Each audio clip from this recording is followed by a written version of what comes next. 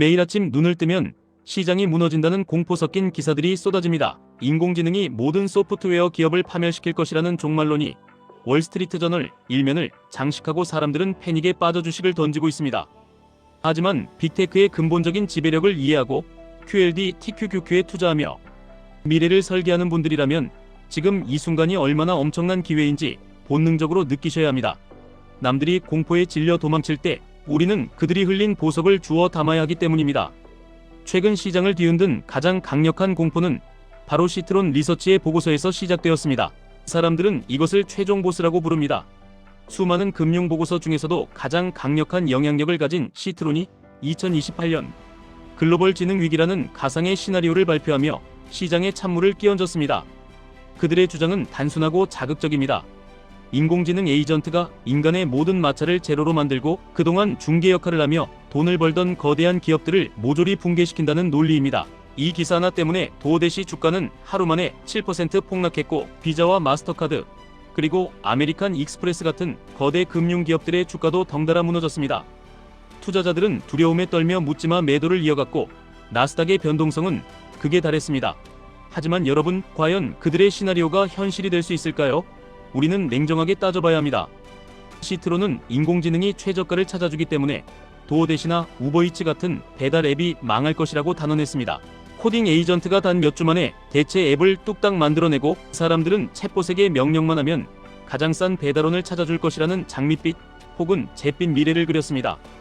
심지어 수십 개의 배달 플랫폼을 동시에 띄워놓고 에이전트가 알아서 최저가 수수료를 찾아 주문을 넘길 것이라고 예측했습니다. 하지만 이것은 인간의 본성을 완전히 무시한 헛소리에 불과합니다.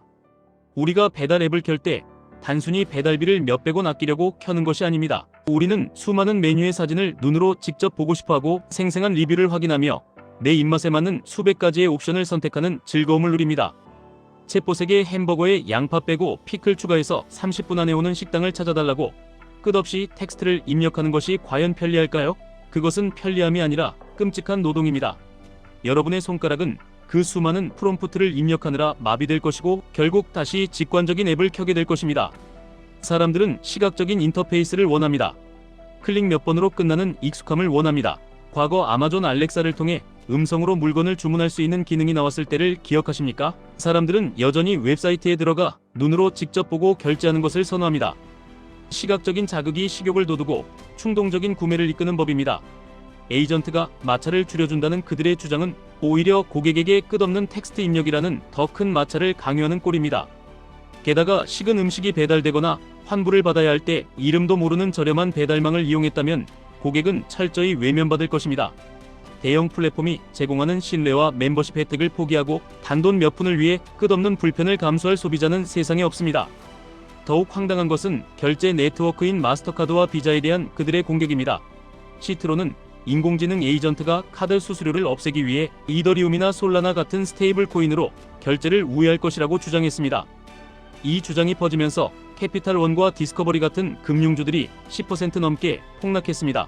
하지만 결제에서 마찰이 사라지는 것을 고객이 정말로 원할지 여러분은 곰곰이 생각해 보셔야 합니다. 똑똑한 투자자들과 부유한 소비자들은 결제 과정의 마찰을 누구보다 사랑합니다. 우리가 신용카드를 쓰는 이유는 결제가 즉각적으로 이루어지지 않기 때문입니다. 내 통장에서 생돈이 바로 빠져나가는 대신 은행의 돈으로 먼저 결제하고 한 달 동안 내 현금을 쥐고 이자를 받을 수 있는 이 마찰을 왜 포기하겠습니까? 나중에 청구서를 확인하며 문제가 생기면 언제든 결제를 취소할 수 있는 안전장치도 우리에겐 필수적입니다. 게다가 결제 금액의 일부를 포인트와 마일리지로 돌려받는 막대한 혜택을 포기하면서까지 판매자의 수수료를 아껴줄 자선사업가가 우리 중에 있습니까? 이미 체크카드라는 마찰이 없는 결제 수단이 존재하지만 사람들은 여전히 신용카드를 고집합니다. 모든 소비자가 마찰이 없는 제로 수수료를 원할 것이라는 전제 자체가 완전히 틀렸습니다. 그 부실한 전제 위에 쌓아 올린 그들의 모든 종말론은 결국 시간이 지나면 도미노처럼 무너질 수밖에 없습니다. 그들은 사스 기업들이 무너지고 프라이빗 에쿼티가 헐값에 기업들을 사들릴 것이라는 공포스러운 미래도 그려냈습니다. 젠데스크 같은 고객관리 소프트웨어가 인공지능에 밀려 파산할 것이라고 경고했습니다. 그러나 수많은 포춘 500대 기업들이 수십 년간 구축한 시스템을 하루아침에 뜯어고칠 수 있다고 믿는 것은 현실을 모르는 탁상공론입니다. 기업의 전환 비용과 시스템의 복잡성을 무시한 극단적인 공포 마케팅에 불과합니다.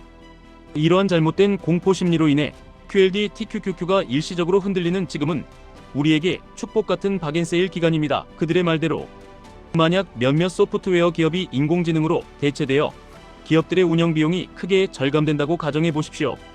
그러면 그 소프트웨어를 사용하던 수많은 일반 기업들은 오히려 막대한 현금과 마진을 남기게 됩니다. 그 남은 돈으로 기업들은 무엇을 할까요? 더 큰 사업을 확장하고 영토를 넓히며 더 강력한 인프라에 자본을 쏟아부을 것입니다. 그 거대한 자본의 폭포수는 결국 어디를 향하게 될까요? 바로 나스닥을 지배하는 거대 인프라 독점 기업들로 흘러 들어갑니다. 비용 절감의 수혜는 결국 나스닥 100 지수의 상위 기업들이 독식하게 될 것이고, 이는 QLD TQQQ의 장기적인 우상향을 더욱 견고하게 만들 것입니다. 메타가 최근 AMD로부터 1천억 달러 규모의 칩을 구매하기로 합의했다는 사실을 절대로 잊지 마십시오. 단기적인 지출 증가를 걱정하는 나약한 목소리도 있지만 메타는 전 세계에서 가장 강력한 슈퍼컴퓨팅 파워를 구축하며 누구도 넘볼 수 없는 해자를 파고 있습니다. 인프라와 네트워크를 동시에 지배하는 괴물이 탄생하는 과정을 우리는 지금 실시간으로 목격하고 있는 것입니다. 넷플릭스가 워너브라더스를 두고 벌이는 인수전에서도 알 수 있듯 압도적인 자본과 수억 명의 구독자를 거느린 플랫폼이 결국 시장의 모든 파일을 가져갑니다. 이것이 바로 우리가 얄팍한 공포기사에 흔들리지 않고 나스닥 100을 추종하는 QLD TQQQ를 독하게 모아가야 하는 명백한 이유입니다. 세상이 무너진다고 호들갑을 떠는 사이에도 진짜 돈을 버는 기업들은 조용히 미래의 인프라를 싹쓸이하고 있습니다. 최근 발생한 대규모 로봇 청소기 해킹 사건은 우리에게 중요한 교훈을 줍니다. 한 해커가 전 세계 7,000대의 로봇 청소기를 조종하고 카메라를 엿보는 사고가 발생했습니다. 보안이 허술한 기기들이 얼마나 위험한지 보여주는 사례입니다. 결국 소비자들은 검증되지 않은 저렴한 기기나 듣보잡 에이전트를 믿지 못하게 됩니다. 가장 강력한 보안 시스템과 압도적인 자본력을 갖춘 소수의 빅테크 기업들만이 이 거대한 데이터를 안전하게 통제하고 시장을 지배할 것입니다. 나스닥 100에 속한 핵심 기업들은 이런 위기를 오히려 기회로 삼아 자신들의 철옹성을 더욱 높게 쌓아 올릴 것입니다. 보안과 신뢰를 독점하는 기업들이 살아남는 시대가 오고 있습니다. 투자하다 보면 나만 빼고 세상이 다 망할 것 같은 묘한 불안감이 가슴을 짓누를 때가 있습니다. 가짜 뉴스나 과장된 보고서가 나올 때마다 계좌는 무섭게 출렁이고 마음은 갈대처럼 흔들립니다.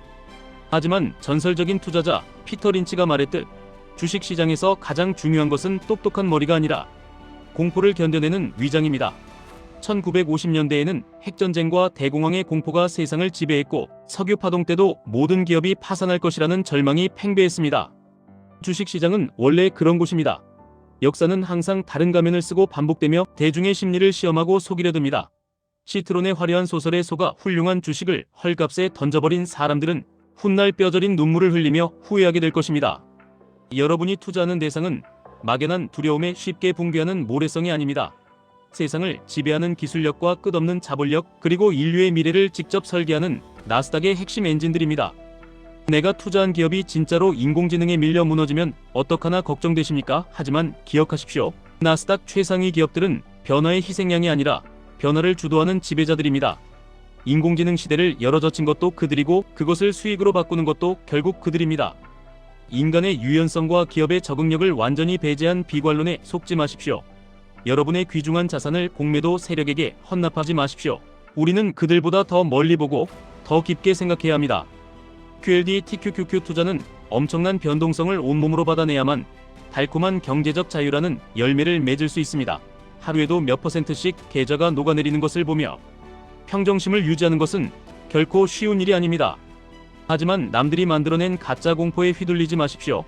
비관론자는 똑똑해 보이는 논리로 명성을 얻을지 모르지만 결국 막대한 부를 쟁취하고 인생의 승리자가 되는 것은 확고한 믿음을 가진 낙관론자입니다.